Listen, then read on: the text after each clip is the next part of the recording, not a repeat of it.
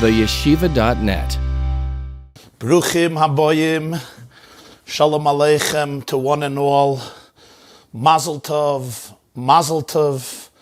to all of the Messiahim of Mesechta Shabbos in the coming days, many months of learning this Mesechta and covering Kuf Nun Zayin Dafim from Daf Beis through Daf Kuf Nun Zayin, and this coming Sunday night, Monday, Chof Menachem Av, right? Tesvav Tezayin. Am I right? Today was Tesvav. Chof Menachem Av Tovshin Pei is the grand siyum on Mesechta Shabbos. Mazel tov to all the Messiahim. Mazel tov to all of the spouses who empowered the Messiahim. Mazel tov to all of the future Messiahim. Mazel tov to all the Maschilim of Mesechta Erevin. And Mazel tov to all of Klal Yisrael, because the Simches HaTorah, Sisu v'Simcha b'Simches HaTorah, Avidne Yom Tov Rabbanan is a Yom Tov for all B'nai Torah and for all of the Jewish people. So congratulations and Mazel tov. This evening, we are going to learn a deep Hadran on Mesechta Shabbos, one which will actually capture some fundamental ideas that pervade Mesechta Shabbos, including what I would call capturing somewhat of the neshama, the soul of Mesechta Shabbos, if we can use that word, that expression. Tonight we will focus primarily on the halachic aspects of the Hadran of Mesechta Shabbos, what we would call the Chelek Hanigla, Halacha, Lomdus, Pilpul. Be'ezer Hashem, tomorrow evening, Thursday, 9 p.m., we will resume the Shiur and continue to focus on the element of Drush, Machshava, Hashkafa, Musar, Chassidus, Kabbalah, of the Siyum and the beginning and the Teuchen of Mesechta Shabbos and its applications to our practical, emotional, psychological, and spiritual daily lives. This Hadran on Mesechta Shabbos was presented by the Lubavitcher Rebbe many years ago. The Rebbe traditionally, from my memories, would make approximately 5 or 6 siyumim, public siyumim during the year. Private siyumim I don't know about, but 5 or 6 siyumim throughout the year, which he would do at the Fabrengen, and then delve into a long, complex, intricate, usually brilliant, incredible Hadran, both Al Pinigla and Al Pinister in the siyum of the Mesechta, Bavli and Yerushalmi. Often the Rebbe would also make a siyum on the whole Shas. This siyum of Mesechta Shabbos, the Lubavitcher Rebbe presented, it was Shabbos Shlach, Tovshin Chav Beis, summer 1962. And there was a shiur that used to take place in 770 of Jews. It wasn't a big shiur, it was a small shiur, Mesechta Shabbos, elderly Jews. And it was a continuous, ongoing shiur, and they finished the Mesechta. And the Rebbe said Shabbos at the Fabrengen, and he says, Ich bin schuldig, I'm in debt of a siyum on Shabbos, and he presented the siyum on Mesechta Shabbos that we're going to learn. It was published later in Likkutei Siches, volume 14, Parshas Vaschanon, which is the Parsha does Linimene, the Parsha we're coming from, which of course includes Shabbos as one of the Aseres HaDibros. The Siche, this shiur of the Rebbe, I didn't count, but from a superficial perspective, as I was looking at it, it seems to me that it contains 400 or maybe 500 or more references to Svarim, Rishonim and Acharonim, on all of the sugyas of Mesechta Shabbos that he addresses in this Hadran. Let's begin. We're going to learn the Mishnah and the Gemara, but first we have to have a few introductions. And I'm going to ask you to tune into these introductions, because if you don't really understand these introductions, it's extremely difficult to understand the whole siyum of Mesechta Shabbos, the Mishnah and the Gemara. So it's important always to have the foundations in place. In the meantime, you can also open your source sheets. If you go to the yeshiva.net, you'll see siyum on Shabbos number 1, Hadran on Shabbos number 1. It's featured on top of the video. On the right, there's a blue icon. It says source sheets. Or if you want to download a PDF, below the video on the left, scroll down below the video, go down the page a little bit, and you'll see on the left it says PDF. And you can open it up, download it on your computer, or print it out. Or if you have a Likkutei Siches, you can open up volume 14, Parshas Vaschanon. But please open up your source sheets, because I put in some images which will make the understanding of the Siyum of Shabbos more accessible. Introduction number 1. Among the 39 Melachas that are forbidden on Shabbos, and hopefully if you're holding at the end of Shabbos, you remember what the 39 forbidden Melachas are. One of them is, of course, Boina. We're not allowed to build. Min HaTorah, that includes only a permanent structure. What about a temporary structure? That's a rabbinic prohibition. So the Rabbanon, I'm not allowed to create a permanent structure, even a temporary structure. And that includes even an oil aray, which means a temporary tent. Let's say I have a frame, I have a few sticks standing, and I want to spread out a mat. It's a nice protection. That's a I'm going to take it apart. I don't need it permanently. It's a temporary tent. I'm not allowed to do it. However, the halach is, it's a machlekes Rebbe Lezer Chachamim earlier, daf kuf chavchet, kuf chavav, but the halach is that to add to a temporary tent, I'm allowed to. That means, if I really began rolling out the mat, and it's at least a tefach, a handbreadth spread out, I can continue it. I can't create create a permanent tent or a structure is biblically forbidden. Create a temporary one is rabbinically forbidden. But to add to a temporary tent, I'm adding what's called to an oil aray, that is permissible on Shabbos. Introduction number 2. One of the 39 labors prohibited on Shabbos is called kosher, which means tying a knot.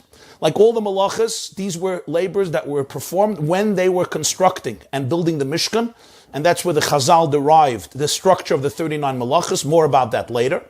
And one of them is tying. We'll see where tying was in the Mishkan later.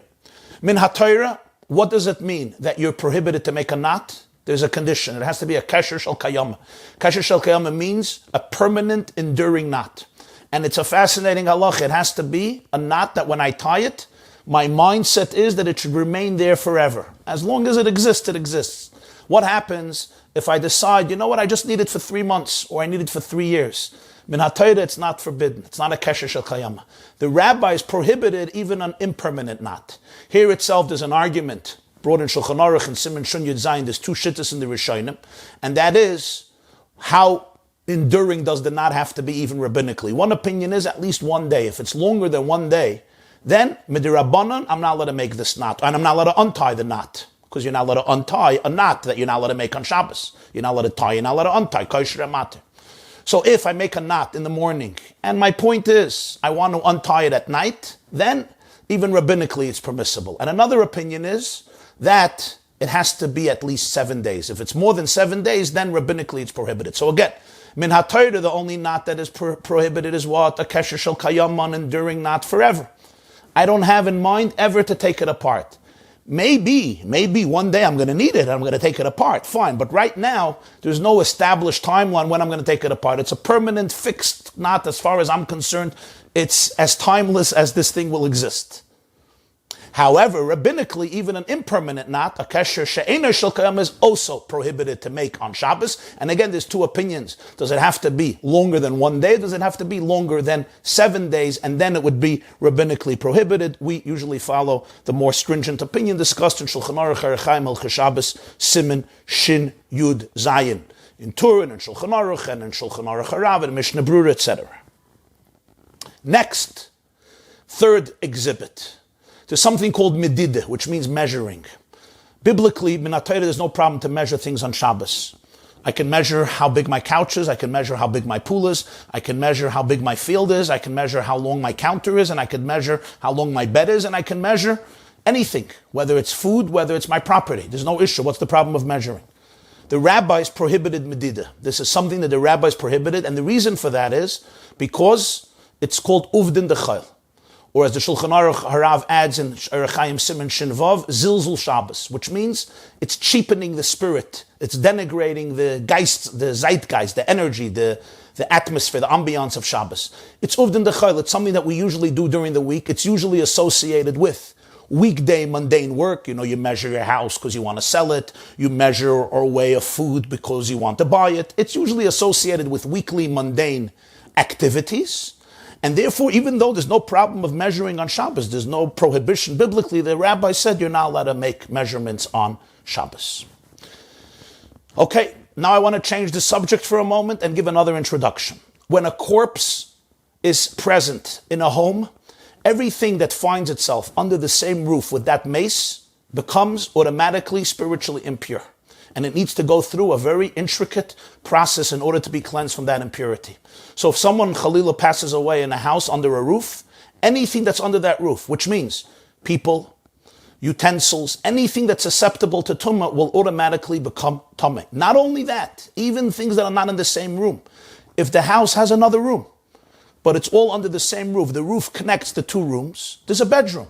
And the door to the bedroom is open, so the tumah of the corpse travels into that bedroom, even if there's no door, even if there's just an opening, a window or a hole of a certain measurement, of a certain size, and there's a room open, so the tumah travels from this room, even though there's a wall, and the wall should create a partition between the tumah and everything that's in the room. But if there's an opening to the other room, the tumah will travel to every single room in the house as long as there is an opening between the room where the tumah is and the other room that is connected by the same roof. However, there is a critical exception. And that is, let's say the mace, the corpse, any part of the corpse is under a roof and there's a hole in that roof. There's an opening in that roof. Then the tumah of the mace, so to speak, escapes. It escapes through that opening, and anything that's on top of that opening, if a plane flies over, it'll become tumah. But anything that's not under that opening, the things in the house that are not touching the mace, will not become tumah. That saves the other objects or utensils or people or food or drinks in the house from becoming tumah. That opening in the roof can't be a tiny hole. It has to be what's called peseach tefach. It has to be an opening that is the length and the width of a handbreadth. So that means it has to be a tefach, is basically a handbreadth. It can't just be a little tiny opening in the roof. That's not enough. It has to be the length of a tefach, a handbreadth, but that's still not enough. Even if it's narrow, it has to be a tefach by tefach. Tefach in the length and tefach in the width. So if you have a tefach and you have a tefach like this, then you have rescued everything in the house from tumah. Last halacha that I want to share with you, and that's the halacha about a clay cheres. Halacha about a clay cheres, an earthenware vessel. Here on the video you have on the top, here you see a picture of a clay cheres, an earthenware vessel. This is a vessel that's made of mud and straw, and it's molded, and it's baked in the sun or baked in a fiery furnace, and it becomes an earthenware vessel. There's a halacha, and that is the only way it could become tamei is me'aviroi, from its cavity, from its interior space. So for example, if a dead weasel touches the clay cheres right here on its exterior surface, every other vessel, let's say a metal vessel or a wooden vessel, would become tamei.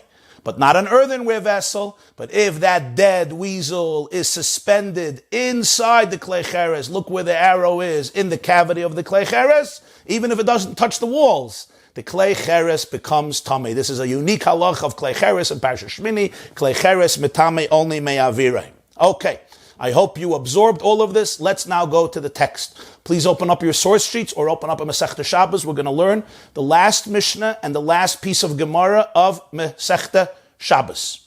Let's begin the Mishnah. The last Mishnah of Shabbos, Daf Kuf Nun Zayin Amud Aleph. B'shah toivo mutzlachas mazel tov. Zok the Heilige Mishnah.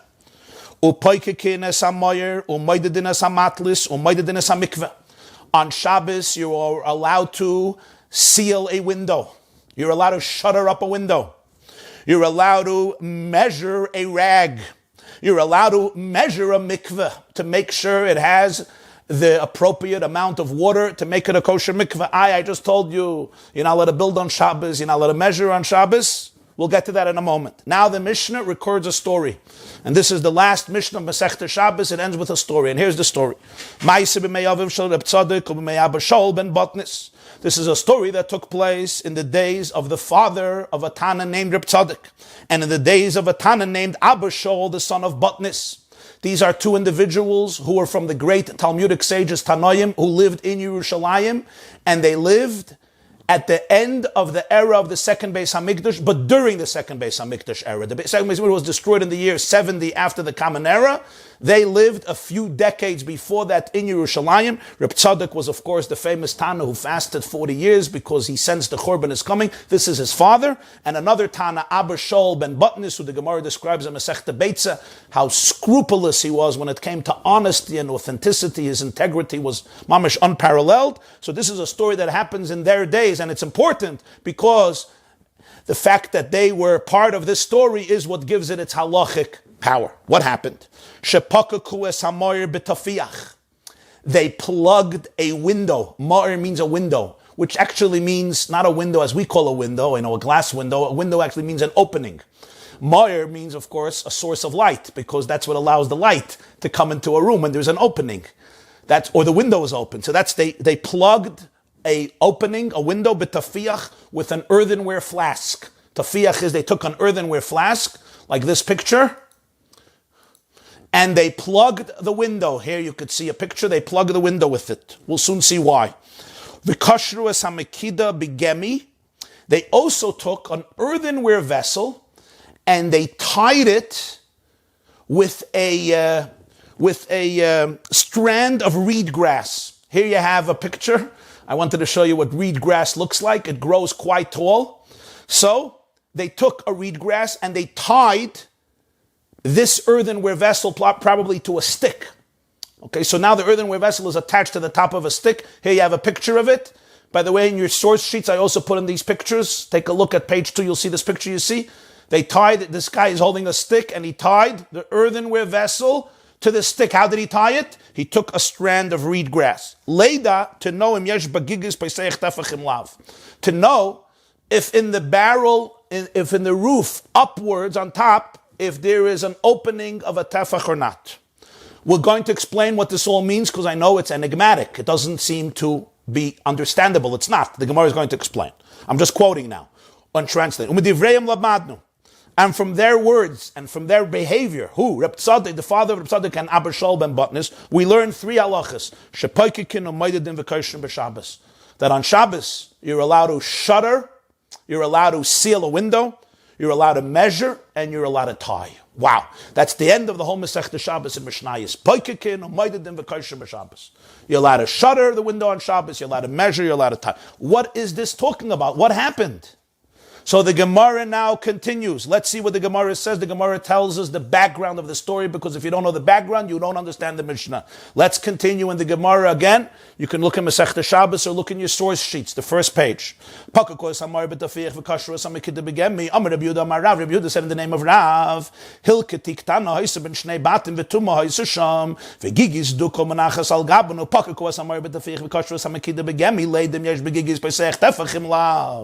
a fascinating and a sad and tragic story. And here is the story. There were 2 homes. This is how Rav explained the Mishnah. There were 2, of course, Rav had a tradition how to explain the Mishnah because his teacher, Rabbi Yehuda Hanasi, was the editor of the Mishnah and Rav was his student. So Rav knew how to explain and articulate what the Mishnah is talking about. So we have the context and the story to understand what the Mishnah was saying. What happened? There were 2 homes. Between the 2 homes, there was a narrow alley, like a narrow path between the 2 homes. Okay, fine. Sadly, there was somebody who was about to die, and he was lying in that narrow pathway between the 2 homes, okay? But here's the issue. The 2 homes were connected by a roof, and this roof was an overhang over the person who's about to die. What does this mean? This means that when he dies, he's dying under a roof, and this roof is connecting both homes. And one of the homes has an opening. Remember, when someone dies under a roof, everything that's under that roof becomes automatically impure with tumas meis, with the tumah of a corpse. Not only that, if that roof is connecting 2 rooms, or in this case 2 houses, and there's an opening in the wall of the home, so the tumah is now going to penetrate into the home. So if there's a kohen in that house, he and his entire family will become tameh. Any food there will become tameh. Any drinks will become tameh. If they had karbanos, if they had holy offerings in Yerushalayim, they wanted to eat it, it will all become tameh. Everything will have to be burned. If the kohen has truma, holy food, it all becomes tameh. If it's a Yisrael or a Levi, still, all the vessels become tameh. Whatever is susceptible, everything becomes tameh. That means the beds become tameh, the clothes become tameh. We don't live with tumah and tara, so we don't really understand what it means. For us, it's an abstract concept. And as I always tell my Talmidim when we learn about these things, people shut down when they hear tumah and tara because it's like so irrelevant and abstract. So I'm asking you to listen because this is pretty fascinating, and this was part of the essential fabric of Jewish life. It's important if you want to understand who we are and where we come from, you have to understand Tumah and Tara. This was an essential fabric of daily Jewish life in the time of the Beis HaMikdash. Today we still have a little bit of it, but not to that extent. So now everything in the house, all clothes, all foods, all drinks, all utensils, again, all those that are susceptible for Tumah, we're not going to get into all of the details, they all become Tumah. So what happened? Take a look at this picture. Sadly, the people in the house realized that somebody is about to pass away. Obviously, medically, they couldn't do anything to save him. So what they do? They took an earthenware flask. Take a look at this earthenware flask, you see? And they put it into the window. It was on Shabbos. They shutter the window. They plug the window with this earthenware flask. Look, take a look at this picture. I'm showing you on the video here. You see with the arrow, they take this and they put it into the window. They fill up the hole. So now there's no opening. Now here is how they do it. How they do it. Take a look. The outside of the earthenware vessel that's facing outward is not its cavity. It's not its open side. It's the sealed side. Why? Because in order for a vessel, earthenware, to block the tumah, it can't be susceptible to tumah. You can't block tumah by something that's going to become tameh, because then it's going to transfer the tumah. So if they would have put a metal vessel over there, it wouldn't help. You know why? Because the metal vessel would become tameh from the corpse, because it's under the same roof. And then the metal vessel would transfer the tumah into the house, and everything in the house would become tameh. So what they do, they took a tafiach. They took a klei cheres, a mekidush, they took an earthenware vessel. Remember the earthenware vessel? The earthenware vessel can only become tameh through its cavity, its interior space, not the outside. So now when they take the earthenware vessel and they face this exterior outward, so now the meses tumah travels, hits the klei cheres, bounces back, so to speak, because the klei cheres cannot become tameh. So what happens now? It blocks, it obstructs the tumah, and the window is shuttered. So the whole house remains pure. And that's what happened. You see? They filled up the hole. This is what the Gemara says. They filled up the hole. That's what the Mishnah is talking about. So that the house wouldn't be tameh. Okay, now, the person passed away indeed. Now they needed this flask. They needed it. They needed the klei cheres. So the question is, they're not moving the maze. It's Shabbos, it's Muktzah, so they're leaving him there for the day. Are they allowed to take away this keli? And the answer is no! Because if they take it away, the tumah is going straight into the house. But wait. Take a look at the roof that's connecting the two houses, which was like a gigis, a huge barrel that became a roof connecting both houses, and the corpse was right under it. But take a look. There was a hole in it. There was a crack in it. The roof was cracked. Oh, if the roof is cracked above the corpse, so the tumah can escape. But wait, the crack has to be a tefach. It can't just be a tiny hole. It has to be a tefach by a tefach in order for the tumah to escape. How do we know if it's a tefach or not? So they took another vessel, another clay vessel, that was a tefach. It was a tefach. And what did they do? They decided, let's get this through the hole. If it fits through the hole, it means that the crack in the roof is a tefach. And that's why this clay vessel could go through. If it can get through, it gets stuck because the crack is too narrow, then obviously the crack is not wide enough, and then we have to leave the earthenware flask in the window. Because if we take it out, the tumah is going to travel because it can't escape. How do you get an earthenware vessel up into the roof? How do you do that? So they took a stick, take a look at this picture, they took a stick, they took the earthenware vessel, and then they took a strand of reed grass, and they tied the earthenware vessel to the stick. So now it was solidly tied, it won't fall off. And now with the stick, they could lift up the klei cheres and see if it goes through or not. The Gemara doesn't say if they went through or not, but that's what they did in order to measure how big the crack is. Some people interpret it a little bit differently, that they actually didn't take a stick, but they tied the klei cheres to a strand of reed grass, and then, I guess from the roof of the house, they suspended it from the top through the crack to see if it goes down. Again, the same point, they're measuring how large the crack is. That's the story, the end of the story. Says the Mishnah, midivreihem. From this story, we learn 3 halachas about Shabbos. This is what's called one vessel kills one. You kill one bird with 3 stones. Well, here, with one story, we covered 3 halachas. We learned 3 things about Shabbos. Number 1, Poikekin. Number 2, moidedin. Number 3, kaishrin. The first thing we learned about Shabbos is that you can shutter a window temporarily. You're not allowed to build. You can't build a structure. You're not allowed to build on Shabbos. So how can I insert a window and shutter it and plug it? So if I take a board and I nail it in or I fix a window permanently, then it's biblically prohibited. I'm adding to a binyan on Shabbos. But here, what am I doing? I'm just taking a flask and I'm just covering it temporarily. And remember, to add to an existing structure and it's only temporary, that you're allowed to according to the Chachamim, not Rabbi Lezma, according to the Chachamim. And here we have what the Gemara says earlier, Kuf Chavav, Maiser Rav.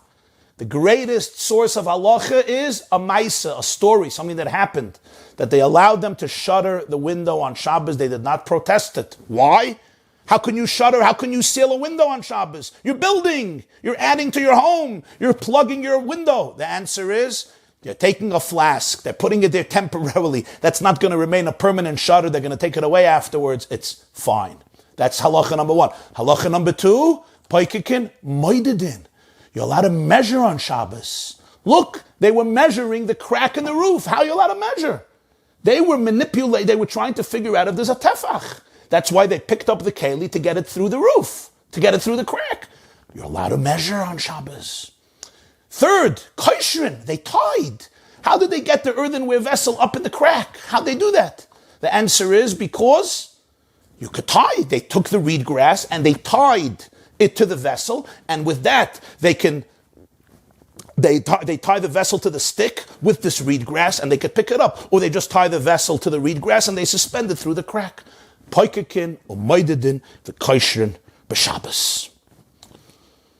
And the Gemara finishes the last piece of Gemara, and tells a story. The story we're going to focus on more at a later shiur, not tonight, but the story is that Ula saw Rabbi Bar Rav Huna sitting in a tub of water on Shabbos and measuring the water. And he said, the rabbis only allowed measurements if it's for the purpose of a mitzvah or a purpose of understanding and learning Torah. How can you measure it? And Rabbi Rav Huna explained that he was just keeping himself busy. He wasn't interested in really knowing the sizes. That's the end of the whole Mesechta Shabbos, the Mishnah and the Gemara. As the Mefarshim explain, and this is the halacha, when we say you're allowed to shutter on Shabbos, allowed to shutter a window temporarily, it's because it's fine. The Chachamim did not prohibit that. You're allowed to measure only for the sake of a mitzvah. So for example, if I want to measure a mikveh, if it has the appropriate size and amount of water that it's kosher for a mikveh, I can do that on Shabbos. But just to measure my counter, or measure my field, or measure my real estate property, I'm not allowed to do that on Shabbos. What about tying? I'm not allowed to make a knot on Shabbos. Even an impermanent knot, rabbinically, I'm not allowed to make an impermanent knot on Shabbos. However, if it's for the sake of a mitzvah, why were they making the knot here? Because they were trying to figure out a halacha of Tumah and Tara. They were trying to figure out a halacha in Torah. It was for the sake of knowing what the right halacha is, knowing what the mitzvah in this situation is, and therefore they were allowed to measure and they were allowed to make a knot on Shabbos. This is the end of Mesechta Shabbos. Now, it is fascinating that the whole conclusion of the whole Mesechta Shabbos is about Rabbi Bar Rav Huna sitting in a tub of water on Shabbos and measuring the size of the bathtub, measuring it, seeing how large it is, the walls, the water, and Ula confronting him, you're not allowed to do this, it's not a mitzvah, what do you have to do this? And he said, no, I'm sitting here in the bath, I have nothing to do, I need to keep myself busy, so I'm looking here, I'm looking there, it's not significant, it's inconsequential, I'm not interested in the measurements. And that's the whole end of Mesechta Shabbos. What is the meaning of this? Why did the Gemara, the editors of Talmud Bavli, Rabbi, Ravina, their students, their children, decide that this should be the conclusion of Mesechta Shabbos? We're still going to get to that. But here, in the Lubavitcher Rebbe's Shiur on the Siyum of Shabbos, Hadran of Shabbos, he addresses what seems like a very minuscule diuk, a very small question. But we know in Chazal and in Gemara, every word is quite meticulous and precise. Not quite, but meticulous and precise. So he addresses a fascinating and interesting question. I wonder how many of you, I'm going to tell you the question is on these words, Poikekin, Umaydidin, V'Kaishrin B'Shabbos, which are the last words of Mishnah Shabbos. What would be the question? think about it. What would be the question? The question would be, okay, take a look at the picture. What happened first? What happened first in the story? Let's see. What happened first? Poikekin or Maididin or Kaishrin? They shuttered the window, they measured, or they tied. Let's see the order. The first thing they did was, before he died, they shuttered the window, right? So that's Poikekin. That was the first thing. What was the next thing they did? Maididin or Kaishrin? The next thing they did was Kaishrin, right? Not Maididin. Kaishrin is they tied the earthenware vessel to a strand of reed. They tied it to a strand of reed or with a strand of reed. They tied it to the stick.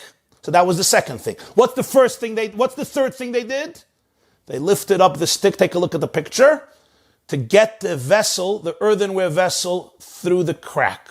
Moidedin, to measure if it's a tefach. So what should have been the order in Mishnayos? Poikekin, the kaishrin, or moidedin b'Shabbos, because that's how the story happened. First they shuddered, then they tied, and then they measured. That's not what the Mishnah says. Poikekin, or moidedin v'kaishrin b'Shabbos. So you'll say, what's the difference? Why? When the Chazal are describing a story in a specific order. Take a look at the Mishnah. The Mishnah says, Pakaku es amar b'tafiyach. They plugged the window with a vessel, with a earthenware flask. V'kashru es hamedida begemi. And then they tied the earthenware vessel to a stick with reed. That's the second thing. Now the third thing, in order to measure and figure out if there's a tefach or not. So the Mishnah clearly told us the story. So the Mishnah should finish. But no, the Mishnah changes the order in the halacha. Why? Especially when you look at the Gemara, what happens right after the explanation of this story? What does he go into? He goes into a story of measurements. Of Ula seeing Rabbi Bar Avuna measuring the bathtub. That means that the sequence would have been much more logical, according to the story, Paikekin, Kaishrin, and Moidedin, and then you finish with Moidedin, and now you go to the next story, which is about Medida.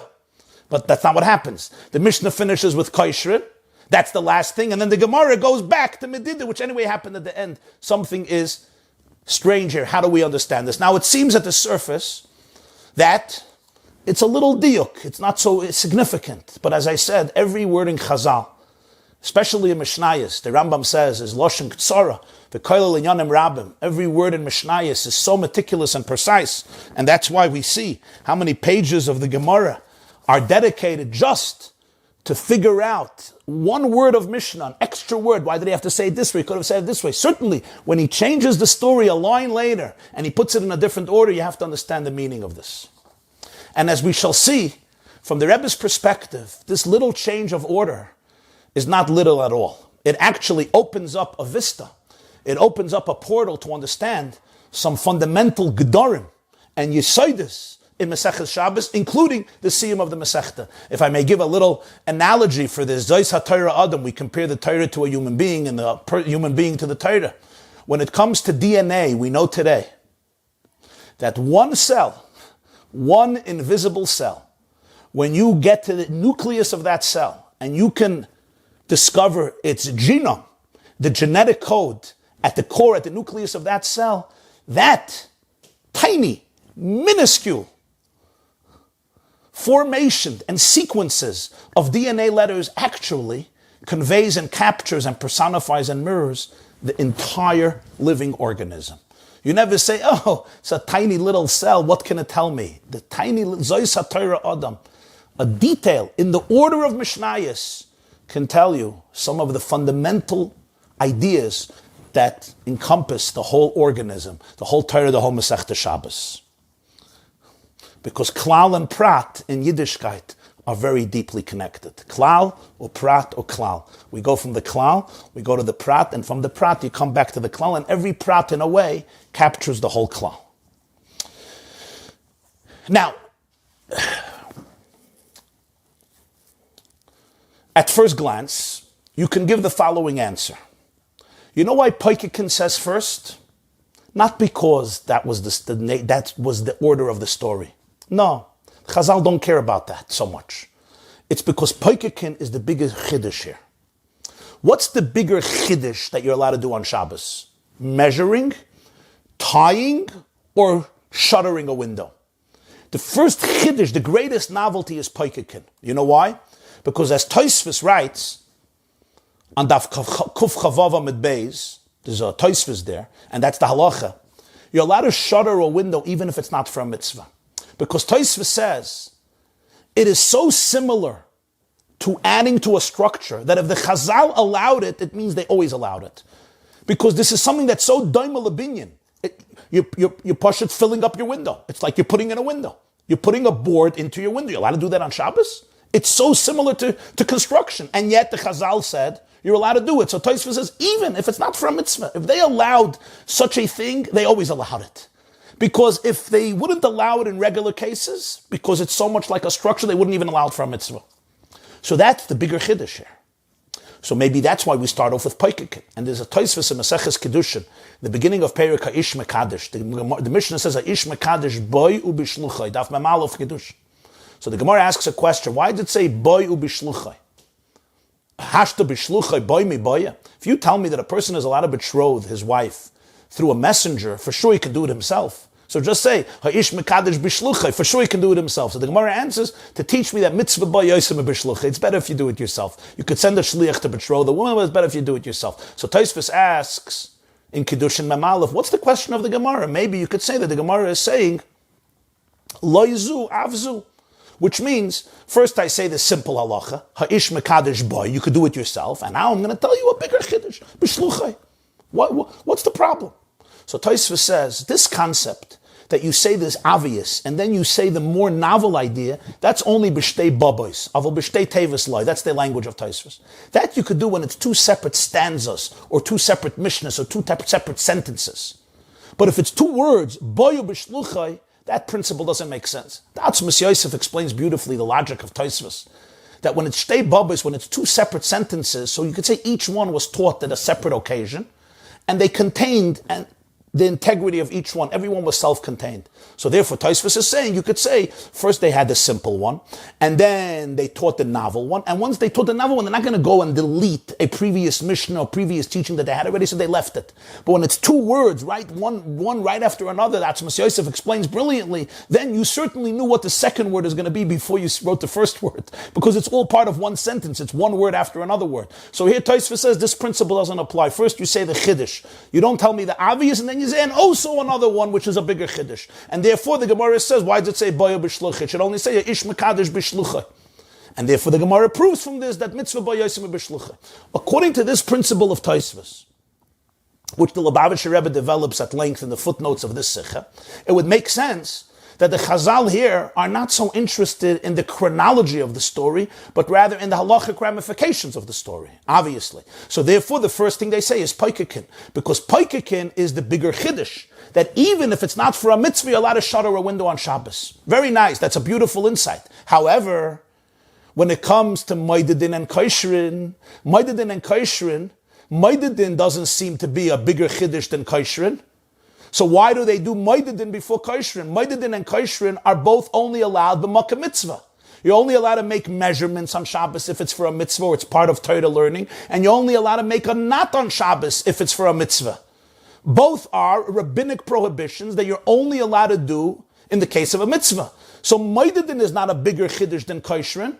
So why don't they already follow the way the story happened? Poikekin, they write first, both because it's the first thing that happened, and it's a bigger chiddush. But once Moedidin and Koshrin, Moedidin is not a bigger chiddush than Koshrin. They're both permitted only b'makom mitzvah. So therefore, Koshrin is a chiddush and Moedidin is a chiddush. So you should say Koshrin before Moedidin, because that's the way the story happened. Furthermore, Moedidin is actually a lesser chiddush than Koshrin, and I'll tell you why. When you tie a knot that's impermanent, it actually looks like a knot that's permanent. An observer won't know the difference. And when you make a permanent knot, it's biblically prohibited. When you make an impermanent knot, it's rabbinically prohibited. Why did the Chachamim prohibit an impermanent knot? Because it looks like a permanent knot. Somebody who's watching me doesn't know when I make a knot if I'm thinking it should stay there for 3 months or for 3 years or forever. He doesn't know the difference. The two knots seem perfectly similar to each other, identical to each other. So that's why the Chachamim prohibited even an impermanent knot, because it looks like just like a permanent knot. An impermanent knot doesn't mean it's not a good knot. It could be a good knot, a fine knot. It's just impermanent. It's not fixated forever. So the reason they answered an impermanent knot is because it's mamish similar to a permanent knot. What about measuring? Measuring is not similar to any melacha. It's not involving any melacha. The reason they did it is because it's a mundane act, because it denigrates the spirit of Shabbos. So where is there a bigger chiddush that it should be mutter to do it on Shabbos for a mitzvah? Kaishrin or Moededin? Kaishrin is a much bigger chiddush, because Kaishrin has an element that mamish is similar to a malachim in Torah.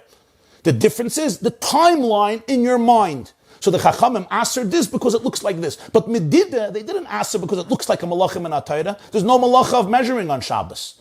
The reason they did it is because they felt that it's not in the spirit of Shabbos, so it's included in the Tishbos. Fine. So where's there a bigger chiddush that you're allowed to do it on Shabbos for a mitzvah? Kaishrin is a bigger chiddush. So if so, the order should have been Poikekin, V'kaishrin, or Moededim b'Shabbos for two reasons. Number one, because that's the way the story happened. First they shuttered the window, then they tied the vessel to the stick, and then they measured the crack. That's first of all. And second of all, mitzad halachic ramifications, the bigger chiddush is Poikekin, the next bigger chiddush is Kaishrin, and finally the third chiddush is Moededin. So the order should have been Poikekin, V'kaishrin, or Moededim b'Shabbos. And I added that also mitzad the hemshich of the Gemara continues to discuss Medida, so certainly it would have been geschmack to finish off with Medida and then continue with the story of Ula and Rabbi when it comes to Medida. Let's start with the explanation. And here, I'm going to ask you to open up the text of the Siches. If you're opening up your source sheets, so scroll down a little bit. You have to go quite a few pages. I think we can take away the picture now, right? Okay, let's go back here. We can go back to the picture. We can go back to a regular view. And open the text of the Siches, please. I will open it as well. And I'm going to ask you after the question. We are going to start with the explanation. Siv Beis. You see, Likkutei Siches Vaschanon, we're going to Siv Beis. After all the questions about Poikekin, Moededim, V'kaishrin. V'yuvan calls a bahakdim asher shaninu b'tchilas Mesechta Shabbos shemalecha seitzah eina asuda midayraisa leboyfen shamoitzi oisa akida v'anocha. Avol ba'akida bilvad b'loy hanocha b'anocha b'loy akida eina asuda ki medivrei soifrim. V'yadua hakushiyalza lama lo teyasim midayraisa gam akida levad oy hanocha levad mitam Chatzi Shiur shu osim in Torah gam b'malachas Shabbos. In order to understand all of this, we have to go back to the beginning of Mesechta Shabbos. The end of Mesechta Shabbos is about building and tying and measuring. That's the end of Melacha Shabbos, the end of Mesechta Shabbos. What's the beginning of Mesechta Shabbos? The beginning of Mesechta Shabbos speaks about the prohibition of carrying on Shabbos. We all know one of the Lamatas Melachas on Shabbos is you're not allowed to pick something up from a private domain and bring it out and put it down in a public domain, or conversely. As the opening Mishnah of Mesechta Shabbos makes clear, the only way it's prohibited min Torah is if you do an akira and a hanacha. If you do an akira without a hanacha or hanacha without an akira, it's only rabbinically prohibited. It's not asur min Torah. What does it mean to make an akira and a hanacha? Akira means to pick something up, to take it away, to uproot it from where it is now. Hanacha means to put it down. So let's say I pick up a football from my house, and I take the football, and I go outside into a Reshus Rabbim, a public domain, and I put it down there. That is the Melacha of carrying on Shabbos. Or conversely, I take the football from the public domain, I bring it into my house, I put it down there, that's the Melacha of Shabbos. What happens if this scenario? I pick up a challah from my house. So I did an akira, I picked it up, the challah was on my kitchen table, I picked up the challah, so I did an akira, okay? Now, if I would walk out of my house and go into a Reshus Rabbim, to a public domain, and stay there, or put it down over there, that's a hanacha. Fine. But I didn't do that. I picked up the challah, so it's on the way. I made a departure. Departure I did, but I didn't do arrival. Meaning, I take the challah, I stretched out my hand outside, and there's a poor man waiting there. He wants to be fed. What did the first Mishnah of Mesechta Shabbos, everybody remembers? Parshas balabayis tesyadei lechutz v'notalani mitoicha. The poor man now takes the challah from my hand, and he puts it down. I did the akira, he did the hanacha. Or the other way around. The poor man takes a basket, right? He picks it up from the public domain. So he did an akira. But he doesn't come into my domain and stand there or put it down. Rather, he takes this basket, he picked it up from the public domain, he stretches his hand into my house, and I come and I take it from him and I put the basket down on my counter and I fill it up with challah and I pass it back to him. So he did the akira, I did the hanacha. Min ha-Torah, you're allowed to. This is not called carrying. Why? Because an akira without a hanacha or hanacha without an akira, min ha-Torah is not called carrying. You're allowed to do it. The Rabbanon asert akira and hanacha, even if you do only one of them. It's only rabbinically prohibited. That's one of the major themes in the opening of Mesechta Shabbos. I hope it's clear. Now, here is a big question. It's a big question it's a well-known question in Achronim. As he brings in the footnotes, the Stei Chemed gathers all the Achronim that discuss it. There's a famous shtickle from this, he brings in the footnotes, Toitzos Chaim of Reb Menachem Zembe. Reb Menachem Zembe was one of the Go'inei Hador. He lived in Warsaw in Poland and he was killed in the Warsaw ghetto, April 1943, Pesach. Menachem Zembe was one of the extraordinary Go'inim of the last generation right before the World War and was murdered then in 43 as one of his farms called Toitzos Chaim. Mesechta Shabbos, there he discusses it at length. The Sefer Chelkas Yoyev by Reb Yoyev Yeshua Weingarten was a Talmud of the Avnei Nezer, the rabbi of Kinsk in Poland. He was also one of the Go'inim in Poland known as the Chelkas Yoyev. His name was Reb Yoyev. Rabbi Yeshua Weingarten. He passed away, I think, in 1922 or 1923, the early 20s, also before the Second World War. And many other Acharonim, both in the world of Poland and Galicia and the Litvisher world, Litvisher Rosh Yeshivas. A lot of Acharonim discussed this in their Shiurim on Mesechta Shabbos. And they ask a basic question. Why is Hanocha without Akira and Akira without Hanocha not Asem and Atayra because of Chatzi Shiur? What is Chatzi Shiur?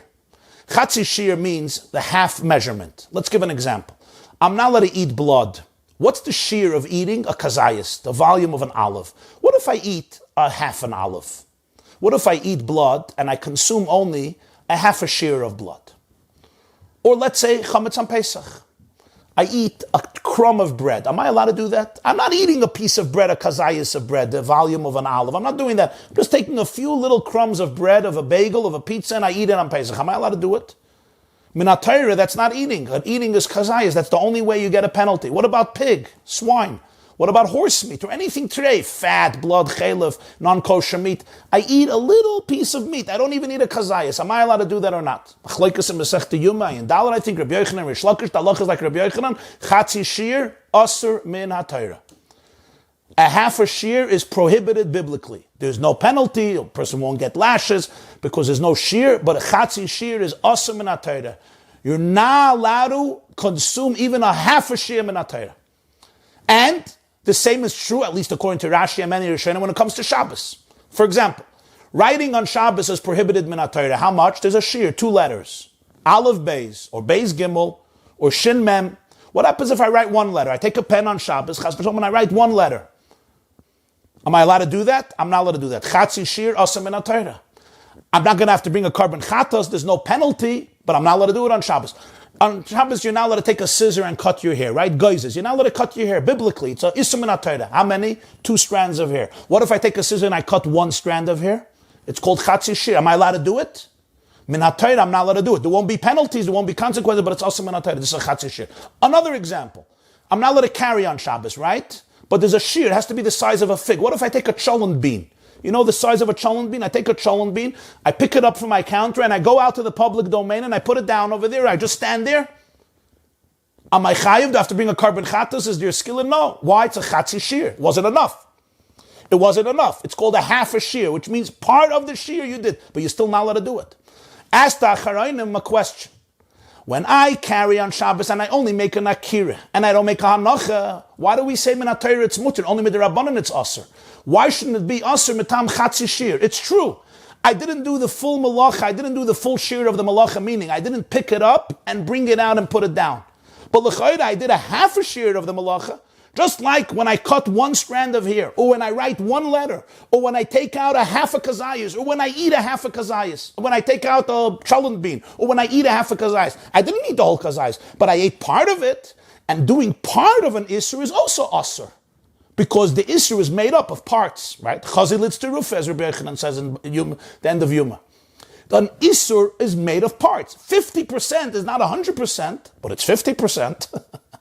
A chalent bean is not an olive, but it's a certain percentage of an olive. An olive is made up of the size of a lot of chalent beans. One strand of hair is not two strands of hair, but it's 50%. 50% is part of 100%. So if 100% is absolutely forbidden, 50% is also forbidden min ha-Torah. Okay, an akira is 50%. I didn't do 100%, that's true. I picked up the object, I put my hand outside, right? I did an akira. You take it from me and you do the hanacha. I did 50%, you did 50%. We should both be usher to do that. Min ha-Torah, we don't say that. Min ha-Torah is completely mutter. What's the havana? So Rabbi Nachum Zembe, Hashem Yinkim Dameh, articulates this beautifully as well as in other svarim. Let's see how he articulates this. Umevura b'yishuv hadavar. The explanation is, al pi adiyuk ba'adgoshes haloshen dahai klal legufa. Ha-isu min ha-Torah hu dafke b'chatzi shiur. Hainu shechasser rak b'shiur. Kamus ha-isur v'loi b'muhusei v'eichusei. Aval im ha-chisarnu b'muhusei isur loi asr ha-Torah. V'cheinu b'nidin dedan. Sha'akira ha'enocha levada harein chatzi melacha. V'loi chatzi shiur. Chatzi be'echos v'gidrei u'mohus pu'ulas ha'itza. L'chein eina asura min ha-Torah. Beautiful, beautiful definition. There's a difference between chatzi shiur and chatzi melacha. Don't confuse the two. What's the difference? Chatzi shiur means I did the whole melacha. What's missing is quantity of the melacha. When I take a scissor and I cut one strand of hair, I did the whole melacha. I cut hair. I took the scissor and I cut the hair. What's missing is there was not enough of the quantity that's required. I take out a chalent bean, I take it out of my house, I put it down on a public domain, I did the whole melacha. The tsuras ha-melacha is here, it's not a half a melacha. The shiur of the melacha is missing. It's 50%, it's not 100%. In other words, the size, there's something missing in the size, in the quantity, in the measurement. A chalent bean instead of a fig. One hair instead of two strands of hair. I wrote one letter, I did the whole melacha of ksiva. I wrote a letter. I took a pen and I placed the ink on the paper, on the parchment, and I wrote a letter. That's a melacha. That's a full melacha. What's missing is the shiur, the measurement, the quantity. When I do an akira without a hanacha, it's not a chatzi shiur, it's a chatzi melacha. I did not do the melacha. It's not I did the whole melacha, but the shiur is missing. The very tsuras ha-melacha is lacking. The eichos ha-melacha, it's not just a problem in the quantity of the melacha, it's a problem in the quality of the melacha. I did not achieve the melacha. So that's not asur min ha-Torah. An example. Departure without arrival, okay? I say I'm traveling from New York to Yerushalayim. No, alavai, we should be able to. Bekarev. I'm traveling from New York to Yerushalayim. So I tell you, I'm in Yerushalayim. We already departed. We departed from JFK Airport. That's an akira, right? The plane took, you'll forgive my example. We like to be a little descriptive. The plane took off. So there was a departure, there was an akira. But, so you'll say, you're missing a shiur of the melacha. There was no arrival. The plane didn't land. The plane didn't land. You don't have the melacha of Eitzah. The mahus of Eitzah is missing. The teichen of Eitzah didn't happen. Eitzah means taking out something from one domain to another domain. Here, I did departure, but there was no arrival. When I write one letter, the whole melacha was done. It's just the Torah wants two letters. For whatever reason, there's a reason the Torah wants two letters, not one letter. There's a reason because of the crushim. There's a reason you need two hairs, not one hair. There's a reason that a chalent bean is not enough. But the whole melacha happened. There was departure and arrival. I took out the chalent bean and I put it down. I picked it up and I put it down. Here, the plane took off. It never arrived. There was no haitzah. It's not that there's missing a shiur. Mashal, I arrived, but my suitcase didn't arrive. Or somebody who was traveling with me didn't arrive. So you could say, I was hoping two people are going to come. Only one person came. But this person came. There was departure and there was arrival. Here, there's an akira without an anocha without an akira. You're not missing the shiur of the melacha. You're missing the muhus of the melacha. The melacha never happened. It's half of the it's not 50% of the measurement of the halacha. It's 50% of the melacha. It's 50% of the melacha. The toichen ha-melacha never materialized. Therefore, min ha-Torah, it's not an isser. Only midirabbanan. That's the difference between Chatzi shiur and Chatzi melacha. That's why he uses the words kamus and echos. Chatzi shiur, what's missing is the quantity of the isser. When I eat blood, even if I eat a little blood, I eat a little pig meat, I eat a little horse meat, I eat a crumb of chametz on Pesach. Whatever it is that I'm eating, something that's usser, I ate blood. The blood went into my mouth and I consumed it. I ate the chazer, the davar acher, it went into my mouth, I consumed it. What's missing is the shear of it, the quantity of the meat. I don't have a kazayis, I have less than a kazayis. But here, the chisaron is not in the quantity of the isser. The chisaron is in the mohus of the isser. The chisaron is in the very experience, in the very essence, in the very tzura of the melacha. It's a chatzi melacha, it's not a chatzi shiur. And therefore, it's mutar ben ha-Torah, which is a very clear and logical distinction. I should just say, as he points out in the footnote 16, that chatzi shiur by Shabbos is not so pashut. Rashi holds that there's Chatzi Shiur by Shabbos. The Meiri holds that there's Chatzi Shiur by Shabbos. The Goy Soshri holds that there's Chatzi Shiur by Shabbos. The Rambam, it seems, doesn't hold that there's a din of Chatzi Shiur by Shabbos. So we're discussing this according to the Rishonim, Rashi, etc., that there is Chatzi Shiur by Shabbos, and you're not allowed to do a Chatzi Shiur on Shabbos. Still, Akira without Anocha without Akira is not Aser. Why? Because it's not a Chatzi Shiur. What is it? It's a Chatzi Melacha. Ich bin nicht angekommen. Ich bin weg, ich bin nicht angekommen. I departed, I never arrived. Now, if this is the case, let's think for a moment about tying knots. If I tie a knot for 3 months, I take a knot, I make a knot, I tie something for 3 months. Min ha-Torah, it's fine. I'm allowed to do it. The Rabbanan said I'm not allowed to. Why am I not allowed to? It's very similar to a permanent knot, right? The rabbi said, okay, it's not forever, but it's still 3 months. So they said it's usser.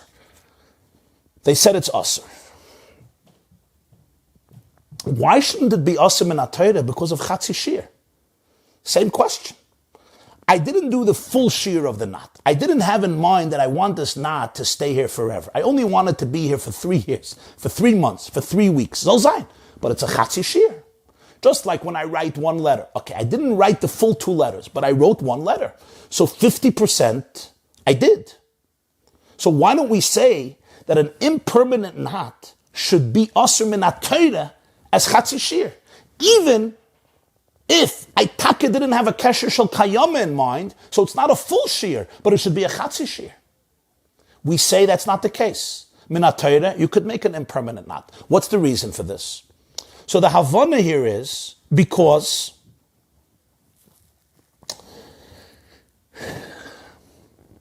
let's see. Via Shleiman. Shal derech zo gam benegei l'kshida. The l'cha'ira gam b'kesher sheina shel kayama hainu k'shechase b'siyum b'shleimus shel melechas hakshira ma'isa uman v'nei sheina koisher al das sheyishar kein kol zman she'efshel eliyas kayam yesh lahakshas lama lo yiyasim min ha-Torah mitam Chatzi shiur.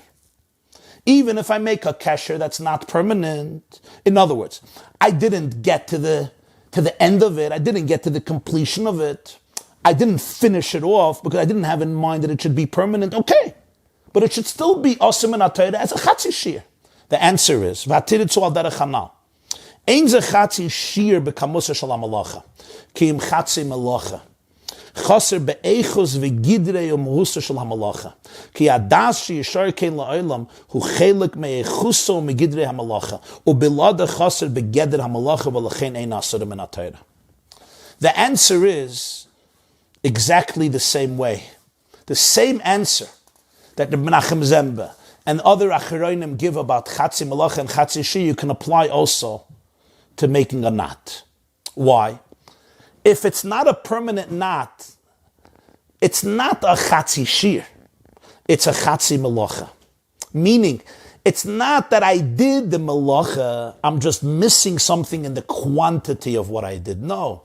The tzura of the melacha never happened. Why did the tzura of the melacha never happen? Because just like akira without hanocha, I'm not missing in the quantity. It's a cholent bean, it's not a fig. It's a cholent bean, it's not an egg. No. The tzura of the melacha never happened. I departed, I didn't arrive. I picked it up from my kitchen table. That's not Eitzah. You don't have the inyan of Eitzah is not here. The tzura of Eitzah is not here. Eitzah never happened. It's not you're missing in the quantity, you're missing in the numbers. You're not missing in numbers. The echus is not here. The teichen is not here. The muhus melacha is not here. You didn't transfer something from Rishus HaYachid to Rishus HaRab. My problem is not measurements. My problem is the melacha never happened. You started something that's part of a melacha. The plane took off. That's the beginning. You can't arrive if you don't take off. But taking off doesn't mean you can't touch Yisrael. It means you left the airport. There's no anocha. Got it. A knot, if it's not a permanent knot, it's not pshat, it's a Chatzi shear. It's not the melacha. The melacha is a fixed knot. The melacha is a kesher shel kayama. That's the melacha. If I don't do it, what's missing is the tzuras hamalacha. The very teichen hamalacha never happened, because what's the teichen of the malacha? That this knot is going to be eternal. Eternal, obviously, relative to human experiences and human possibility and human circumstances. You'll tell me, no, I had in mind it should exist for 3 months, so that's a Chatzi shear. Minat Torah, you needed to exist for many years, and I did 3 months. So 3 months is Chatzi shear. It's like a cholent bean. That's not the pshat. Kesher shel kayama minat Torah doesn't mean 3 months versus 6 months, 3 months versus 30 years, 3 months versus 190 years. That's not pshat kesher. Kesher shel kayama is not a question of time. It's a question of eternity. It's a kesher that from your perspective you want it to be permanent. And unless something happens later, you on your own are not going to change it. Later you may regret it and change it. We don't have an issue with that. It's still a kesher shel kayama, because right now, what's my machshava? My machshava is a kesher that never gets changed. I don't want there should be a shinui in it. I don't want there should be a geder mechudesh in it. Nothing should be transformed in it. It's not a question of time. You say, I thought about it for 1 month, and you have 2 months, and you have 3 months, and you have many more months. No, it's a different type of melacha. If I made a knot only for 1 year, I'm not missing the quantity of the melacha. I'm missing the very tzura of the melacha. The very tzura of the melacha is not here. Just like by akira and anacha. An akira without an anacha, I'm not missing in the quantity. The tzura of the melacha is not here. Why? Because melechas eitzah means you have to take it out and put it down. Melechas kshira means that it's a permanent knot. That is melechas kshira, minat Torah. The rabbi said is kshira. That's also not permanent, but that's only with the Rabbanon. So you'll say, minat Torah, you did Chatzi shear. You didn't do Chatzi shear, you didn't do the melacha. You didn't begin to do the whole melacha. Yes, you made a physical knot. That's true. Just like you made an akira. But that's not the melacha. The melacha is a kesher nitzchi. The melacha is a kesher that's not changeable. It's not a question of time. This is 10 months and this is 20 months. If minat Torah would be 20 months, and the Rabbanon would be 10 months, so you'll say it's a Chatzi shear. That's not what happened. If it's for 3 months, if it's for 10 months, you didn't do the melacha. It's not that melacha. It's a different inyan. You made a physical knot, but the melacha is a kesher shel kayama. The melacha is that you want a kesher nitzchi. You want an eternal kesher. A timeless kesher, a permanent kesher. In your mind, as the language of the expression of Shulchan Aruch Harav and Siman Shin Yud Zayin Sif Aleph, based on the Rishonim, that the definition of Shesher Gamaz al das sheyishar kein la'olam. That's the melacha. That's the melacha. Now, if you're missing that, even if you say, I want it for 15 years, a knot for 15 years is pretty good. That's not the melacha. The melacha is not, you want a knot for 50 years. The melacha is, you want it to be permanent, never change. That's melacha from minat Torah. That you didn't do. It's not, you did part of it, you did not do that melacha. Yes, just like akira, the akira is the beginning of a hanacha. Hanacha is the end of an akira. Obviously it's connected. You made a knot, you did something very similar, but you're missing the very tzuras hamalacha. Why? Because the time element is the definition of the melacha minat Torah. So therefore, just like akira without hanacha is mutar minat Torah, hanacha without akira is mutar minat Torah, a kesher that's not a kesher shel kayama is mutar minat Torah, even if you have in mind that it should be semi-permanent, but after a certain amount of time you want to untie it because you know that this string you're going to need for something in a month or a week or in 3 weeks or in 3 months, it's mutter min ha-Torah. If this is the case though, we are now confronted by a major problem. And that is, and here we come to the end of the Mesechta, why is it that the Chachamim became so lenient when it came to knots, and they said that if it's for a mitzvah, you're allowed to make an impermanent knot on Shabbos. And yet Akira and Hanocha, they never gave any exemptions, even for a mitzvah. How do we know? Take the first Mishnah of Shabbos. What's the first Mishnah of Shabbos? There's a poor man and a rich man, a balabayas inside and a poor man outside. Why did the Mishnah give this story about a poor man and a balabayas? Why can't you just say 2 people? One person is inside, one person is outside, and the person inside gives the food to the person outside. Why does the Mishnah talk about the scenario of a balabayas and an ani? So the Meiri says, and the Bartanura says, and the Achroinim explains this, some Sefer about this, Sfasemis about it, the Shabbos Shalmi about it. A lot of Svarim discuss this, but it already begins from the Meiri and the Rabbi Navadi Bartanura on Shabbos. There's a big chiddush here. Tzedakah is a mitzvah.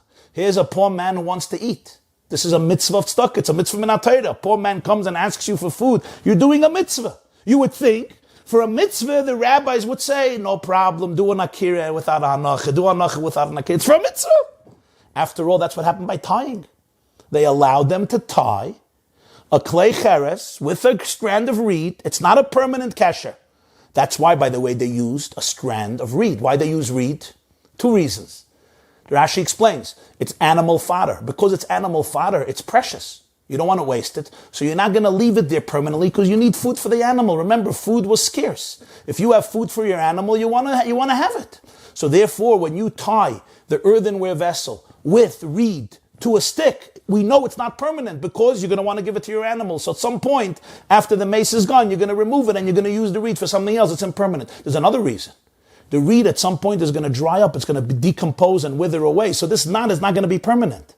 So therefore, even if you tried, it can't be a permanent knot. So it's an impermanent knot. So it's only prohibited rabbinically. So the rabbis allowed you to do it for the sake of a mitzvah, for the sake of establishing a halacha. Why? Because here they had to know if there's tumah or not, for the sake of understanding what's the right way to behave according to halacha. And then you're allowed to make a knot on Shabbos if it's impermanent. So the asks the Lubavitcher Rabbi, I don't understand.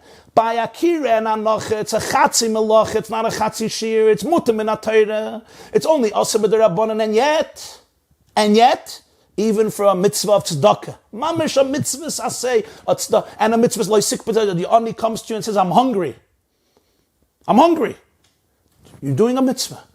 So Amachaya, do an akira without Anocha. Take the challah, put it in the basket, stretch out your hand. So you picked it up from your kitchen table, stretch out your hand to outside. You didn't put it down. Let the poor man take it from you, and he'll put it down. He'll eat it in Rishus HaRabim. Wonderful. Gavaldik, Amachaya. You did an akira without hanachim and atayra, there was no problem. And the rabbis say, I know we have an issue with this, but for a mitzvah we're allowing you to do it. And yet, but they don't do that. And that's why the Mishnah gives the scenario of a poor man and a balabayas. When it comes to the end of the Mesechta, when it comes to tying knots, everything changes. It's a Chatzi Melacha, and min ha-Torah it's mutter, and therefore the rabbis say, even midirabbanan, it's also mutter if it's for the sake of a mitzvah. Why this distinction? If you'll tell me that Haitzah and Achnasa, Akira Nanicha is a Chatzi Shiur, it's asur min ha-Torah, I understand, but it's not. It's only asur midirabbanan, min ha-Torah. Akira without Anocha without Akira is not the Melacha. It's a Chatzi Melacha. You started to do the things that will make it into a Melacha, but you didn't do the Melacha yet. You're missing the Tsuras HaMelacha as explained. We explained by Kshir is exactly the same thing. That's why an impermanent kasher is only asur midirabbanan. Why is it mutter min ha-Torah? Because it's not a Chatzi Shiur, it's a Chatzi Melacha. If you don't make a permanent kasher, you didn't do the musig of Kshira. You're missing the tzura of a kasher. The tzura of a kasher in Torah is what? Permanent. Kasher shel kayama. Zolzai.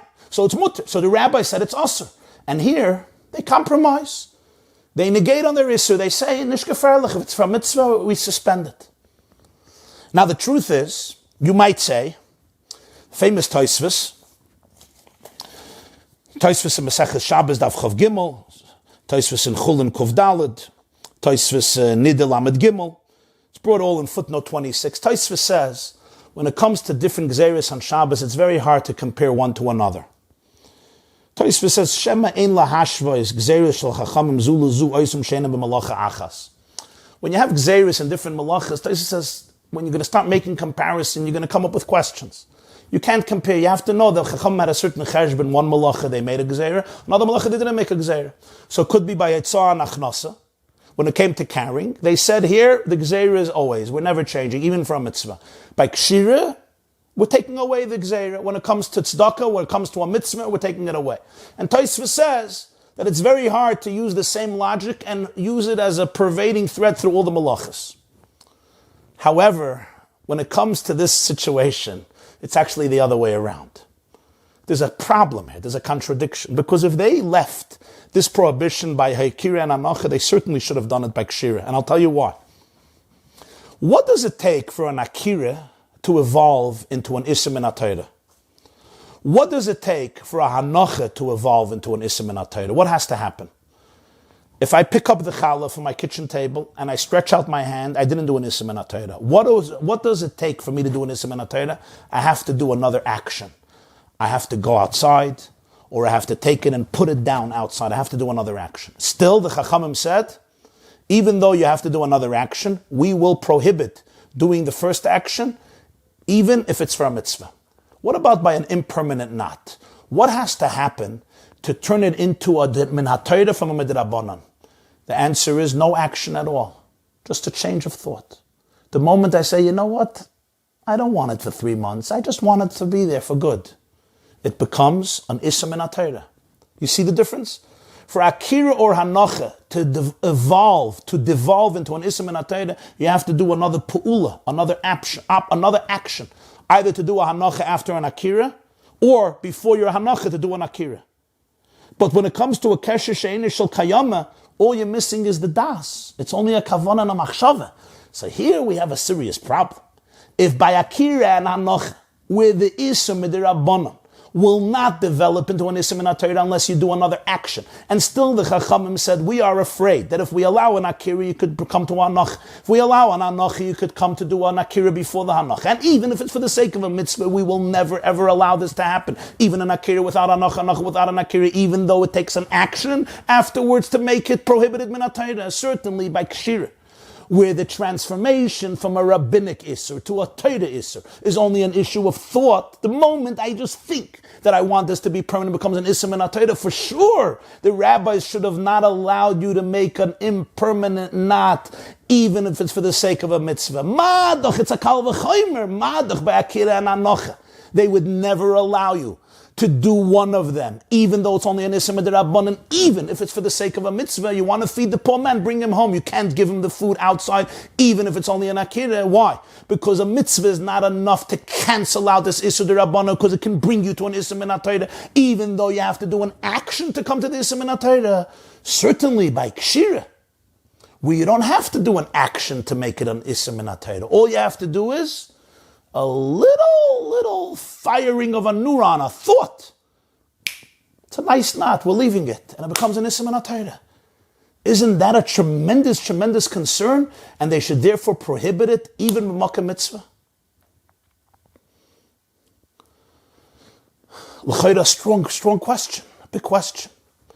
To clarify it a bit more, if you open up a Rambam, Hilchos Shabbos, Perik Chof Aleph, the Rambam tells us that the Torah says Tishbos, and the Chachamim therefore included in the word Tishbos even things that are not prohibited min HaTorah, but the Chachamim here were given a mandate by Moshe Rabbeinu from Hashem that Shabbos has to be a day of rest, and therefore they included various prohibitions that are not biblically prohibited but rabbinically prohibited. And then the Rambam says they include 2 types of malachas, of midrabanan.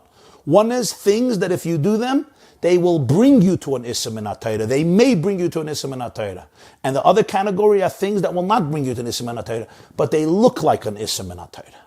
And throughout the next 3 chapters, the Rambam distinguishes between these 2 types of Issurim D'Rabbanan. One is an Isser D'Rabbanan because if we allow you to do this, you may come to do an Isser min Atayra. For example, Akira and Hanacha. If I allow you to do an akira on Shabbos, I'm going to stretch out my hand with a challah. And what will I do? Maybe I'll forget, or maybe I won't realize, or I'll make a mistake and I'll put it down. So the Chachamim said no akira. That's one category. And then the Rambam says another category. Not because it's going to bring you to an Issa min HaTorah, but because it looks like an Issa min HaTorah. And therefore they decided that the Shabbos restrictions should include and encompass these things too, because it looks like an Issa min HaTorah. Like the Rambam says, it's doimel Issa min HaTorah. This is what the Rambam says. And he says it's two separate categories. One category is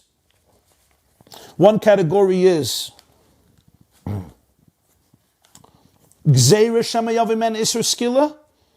Gzeira Shema Yavimen Isser, that's one category. And another category is Asru Chachamim Neishehin Doimim LeMelachas, because it's similar to Melachas Shabbos. Now you might say even the second one is, because it's similar, you may come to do the second one from the first one. But then why does the Rambam say it's two separate categories? It's all the same category. From this, you're going to come to the other one. The Rambam says clearly it's two separate categories. Why? Because it's two different types of malachas.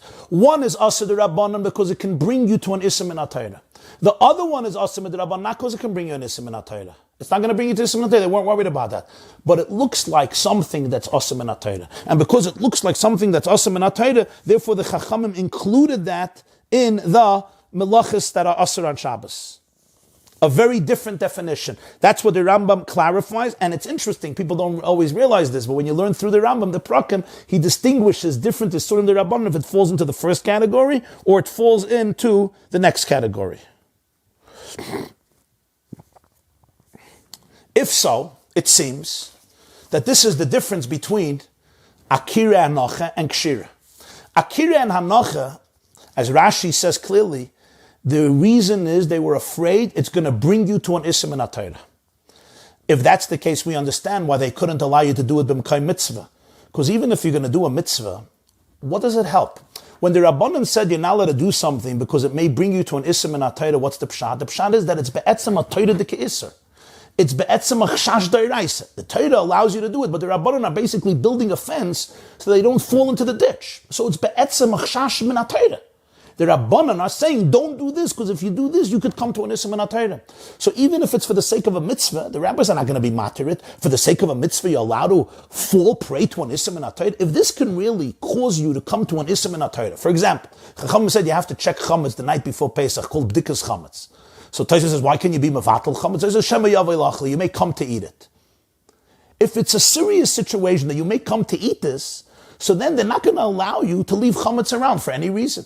So therefore, they're not going to allow you to do this melacha of akira or hanacha for a mitzvah. If it's going to bring you, chas v'shalom, if it can bring you to an issa min HaTorah, so there's no exceptions. But if the only reason that they answered it was not because it could bring you to a min HaTorah, it's because the Rabbanan themselves answered it because they expanded Shabbos to things that look like Melechas Shabbos. So now, hey mamru v'hei mamru, they could say, okay, in the case of a mitzvah, we're not going to give this issur. That would explain a beautiful distinction. By Akira and Hanocha, they were afraid that it's going to bring you to an Issa min HaTorah. So the Chashash is a Torah dikah. So why would a mitzvah change that? Because I'm doing a mitzvah, therefore, it's not going to become Issa min HaTorah. I'm not going to do an Issa min HaTorah. I may come to do an Issa min HaTorah. How can they allow me to do it?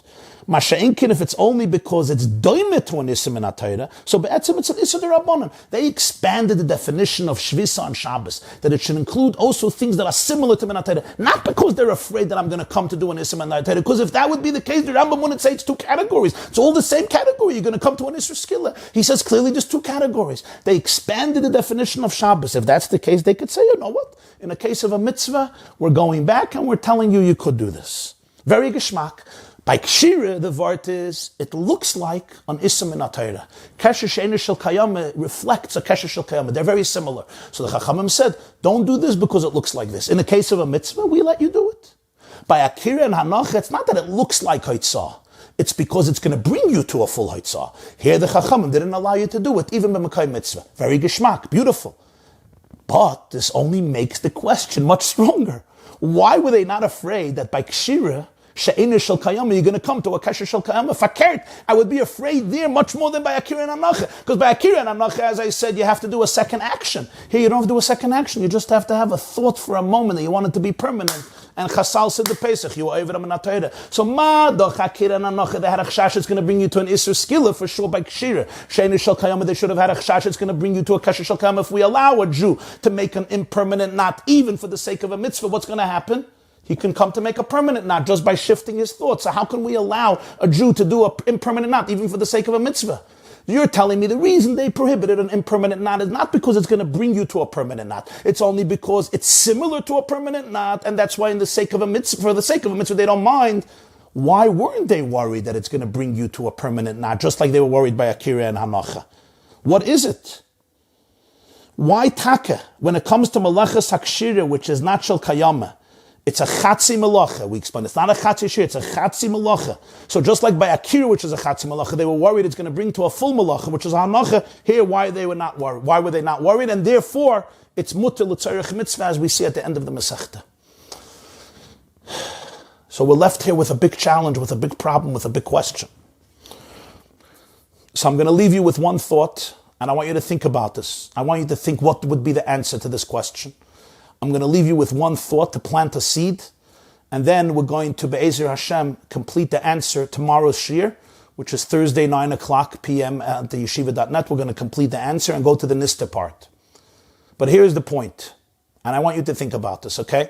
Let's say, I'm asking now, I'm shifting channels, I'm going through a different realm completely, not halacha, not lamdas, but just I want you to think about this question. If somebody gets married and they tell their spouse, I want to marry you, and we want to be a couple, and we want to be connected, and we want to be one, for 10 years. That's what we want. We want to be married for 10 years. After 10 years, we separate, we get divorced. But for 10 years, we are a complete and absolute husband and wife with a full relationship like any other husband and wife. Absolutely no difference. All the chiyuvim of the ksuva, every element of the relationship is perfect and absolute and unwavering. The commitment is there for 10 years in an absolute way. But right after 10 years, boom. You hear my question? So now I want to ask you, how would you define this marriage for the first 10 years when they're married? How would you define the marriage? Is it like every other marriage? It's just after 10 years it's going to change? Or it's very different than every other marriage? And what's the difference? Or if I can give another example. Somebody has a child, and the child begins to grow up, and they tell the child, you know, when we gave birth to you, we decided that we're going to keep you as our child for 10 years. For 10 years, you are our child. But after 10 years, we disown you. Now you figure out your life. We'll take care of you. We'll set you up somewhere. But you're not our child anymore. But for the first 10 years, you're mamish our child. What would you say about those first 10 years when this child is raised by its parents? Are they the same 10 years like by any other child? After 10 years, there's a difference. But those 10 years, it's the same. Or maybe those 10 years are also very different. And what's the difference? Those are the two questions I want to ask you about relationships. Think about it, reflect on it, and if you think well about it, you'll begin to discover the halachic answer. This is an answer in halacha, in lamdas, that the Lubavitcher Rebbe is going to suggest to understand Meleches Kshirim in Atayra versus Meleches Haitzah, which will explain the difference between the beginning of the Mesechta, which is not allowed b'makom mitzvah, akira or hanacha, and the end of the Mesechta, kshira, which paikikin amayadim v'kaisher b'Shabbos, which is allowed b'makom mitzvah, which will then allow us to understand clearly the order of the Mishnah, paikikin, and then maidadin, and then kaishrin, as we will explore Be'ezer Hashem in tomorrow's Shiur, part 2 of the Hadran on Mesechta Shabbos, tomorrow night, 9 o'clock p.m. See you then at the yeshiva.net, part 2 of the Hadran. And I say to you once again, Mazel Tov, Sisu v'Simchu, b'Simchas HaTorah of Hadran Alach Mesechta Shabbos, Usnu Chavod LaTorah. Thank you. Good night. Those of you who want, you can ask some questions, and I'll take some questions for a few minutes. when you split up the Shiur into two parts, is that a definition of Chatzi Shiur or a definition of Chatzi Melacha? Git gesagt? Git gesagt. You want to know if it's just a Chatzi Shiur, it's a halbe Shiur, or it's a Chatzi Melacha? I'm afraid that it's a Chatzi Melacha, not a Chatzi Shiur. That's what I'm afraid. It's a ganze Shiur and a Chatzi Melacha, right? Because it's a Shiur, but it's a Chatzi Melacha. Akira without Hanacha and vice versa, it's an incomplete Melacha. Right, it's an incomplete Melacha. Completely. The Melacha never happened. The Tzura of the Melacha never materialized. It's a half a Melacha. You started to do the Melacha, you picked it up, but you didn't finish the Melacha. Chatzi Shiur means you did the whole Melacha. It's just you're missing in the quantity of the Melacha, but the Tzir of the Melacha is there. Why did the Chachamim aser Hanacha without Akira? You're not going to make another Akira after the Hanacha. That's a good question.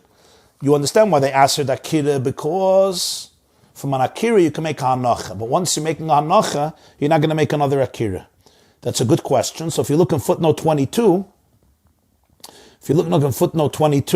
yeah, he brings from the Shulchan Aruch Harav Siman Shin Mem Zayin, the reason that Chachamim asked Akira and Hanacha is Gzeira Shema Yavoyu Kol Echad Ve'echad Mehem Lasses Melacha Shleima B'Shabbos. It's a gzeira that every one of them may come to do a full melacha on Shabbos. This is Shulchan Aruch Harav Shin Mem Zayin, based on Rashi, Shabbos, Daf Beis Amud Aleph. But the Balatanya added one word, mehem. Rashi doesn't have the word mehem. You see? Look in the Balatanya's words. Gzeira Shema Yavoyu Kol Echad Ve'echad Mehem Lasses Melacha Shleima B'Shabbos. Rashi took out the word mehem. Rashi doesn't have the word mehem. Shulchan Aruch Harav added the word mehem. Why?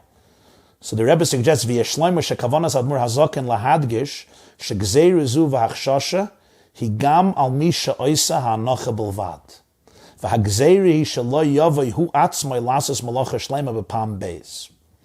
The Shulchan Aruch Harav is emphasizing here that the gzeira is not only on the one who made the akira that he might make the hanacha. The gzeira is also on the one who only made the hanacha. What's the gzeira? He's not going to make an akira, he did the hanacha only. The gzeira is that he himself shouldn't come to do a complete melacha a second time. In other words, if you allow him to do a hanacha now, even though he didn't do the akira, next Shabbos, he's going to say, oh, I did an hanacha, yeah, I put it down, I'll already do an akira also. So the chash is also for the person who did the hanacha. You're not only worried about the person doing an akira that he may do a hanacha, but you're also worried about the person doing a hanacha, only a hanacha. And the gzeira is what? The gzeira is not only that if you aser an akira, you have to aser an hanacha. The gzeira is tak on the person who did the hanacha. That's why his language is gzeira shema yavoyu kol echad ve'echad mehem lasas malacha shleima b'Shabbos. Mehem. You're worried about both of them. Even the one who's doing a hanacha, you're worried that another time he's going to do an akira. It's not pshat gzeira shema yavoyu kol echad ve'echad lasas malacha shleima b'Shabbos. You're worried that every person is going to come to do a Melacha Shleima b'Shabbos. But rather, and Hanacha is Atu Akira. No, you're also worried about the guy who's doing the Hanacha. That's the pshat. And then he brings the Shaklavataya of Rashi and Tosfos over there on the Gimel Amud Aleph about Akira and Hanacha. So that's the reason they answered both an Akira and a Hanacha. Next question. Where's the Chiddush of Tosfos? That you have to say the Chiddush first. So you look in footnote 7, it's Tosfos Kedushin Daf Mem Aleph, the Berjana Rav, Reb Shalom Mordechai Shvadron, the famous Maharsham, the Berjana Rav in his Sefer Divrei Shalom, under the entry Zuvein Tzarech Lai Marzu discusses it at length, Stechema discusses it at length. Look in footnote 7, he gives all the footnotes about that Tosfos to understand why that is the main Chiddush. Okay, we'll stop here. Have a wonderful night, and Be'ezer Hashem will continue Thursday evening, 9 o'clock p.m. sharp at theyeshiva.net. Thank you very, very much. Have a wonderful evening, and Mazel Tov. This class is brought to you by theyeshiva.net. Please help us continue the classes. Make even a small contribution at www.theyeshiva.net/donate.